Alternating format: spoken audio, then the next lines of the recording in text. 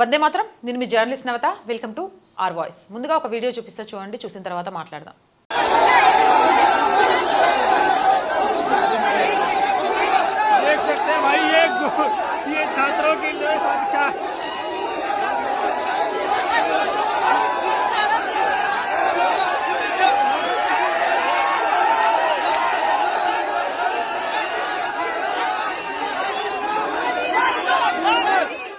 చూశారు కదా, విద్యార్థి నిరసన పేరుతోటి మహిళా జర్నలిస్టుపై కనీసం మనుషులం అనే మినిమం కామన్ సెన్స్ లేకుండా ఆ అమ్మాయి మీద ఎలాంటి దాష్టికాలకు పాల్పడుతున్నారో. వీళ్ళ విద్యార్థులకు న్యాయం జరగడం కోసం పోరాటం చేసేది, వీళ్ళ రేపు భావి భారత పౌరుల కోసం అండగా నిలబడేది, వీళ్ళ రేపు భారతదేశాన్ని అభ్యున్నత స్థితికి తీసుకువెళ్ళడానికి తమ జీవితాలను త్యాగం చేసేది.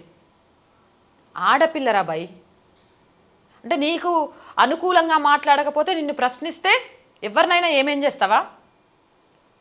ఆడవాళ్లకు గౌరవం ఇవ్వాలి, ఆడవాళ్ళను రక్షించాలి, ఆడవాళ్ళను జాగ్రత్తగా చూసుకోవాలనే మినిమం కామన్ సెన్స్ లేని మీరంతా ఏం విద్యార్థులు, లేకపోతే మీరేమంత నిరసనకారులు? అసలు మీరేంది ఎదవలు కాకుంటే?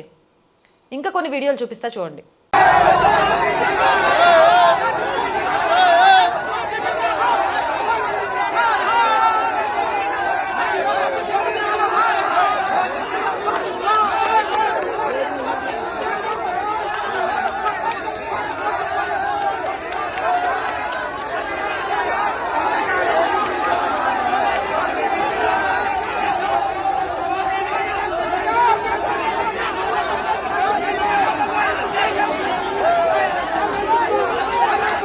मुझे वो बुला रहा था, उसका कॉल आया, ये लोग ने गोदी में लिया, हाय हाय चिल्लाना शुरू कर दिया और एटलीस्ट अलग अलग 6 दिशा से कुछ 100 मुक्के, लाफे, पानी फेंकना, बॉटल्स फेंकना। उन्होंने वो चश्मा भी खींच लिया।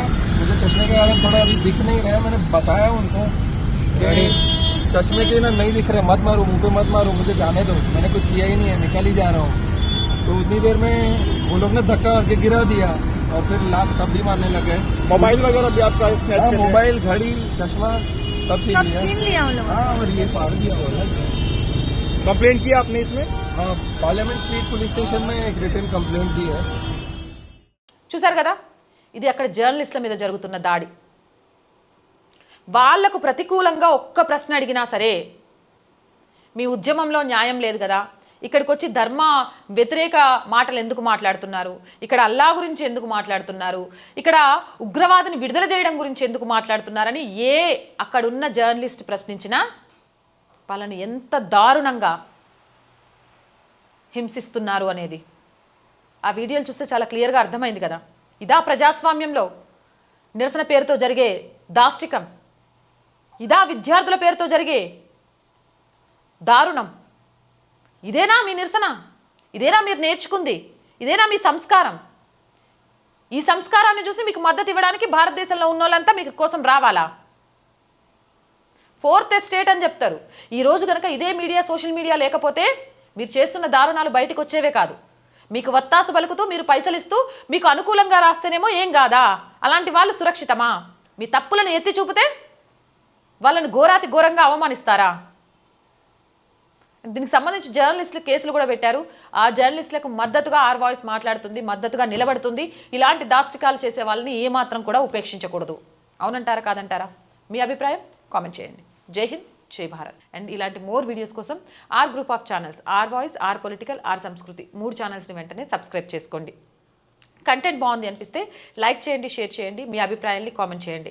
ఆర్థికంగా ఆర్ వాయిస్ చాలా ప్రాబ్లమ్స్లో ఉంది. దయచేసి మీకు తోచిన సహాయాన్ని చేయడం ద్వారా ఆర్థికంగా ఆర్ వాయిస్ని ఆదుకోండి. ఆర్థికంగా సపోర్ట్ చేయాలంటే సబ్స్క్రిప్షన్ పక్కనే జాయిన్ అనే బటన్ ఉంది. 1 to 5 లెవెల్స్ ఉన్నాయి. ఏదో ఒక లెవెల్లో సపోర్ట్ చేయండి. లేదా స్క్రీన్ మీద గూగుల్ పే, ఫోన్పేతో పాటు అకౌంట్ డీటెయిల్స్ ఉన్నాయి. మీకు తోచిన సహాయాన్ని అందించండి. వ్యాపార ప్రకటనల కోసం 8328 500 576 నెంబర్ని సంప్రదించండి. జై హింద్, జై భారత్.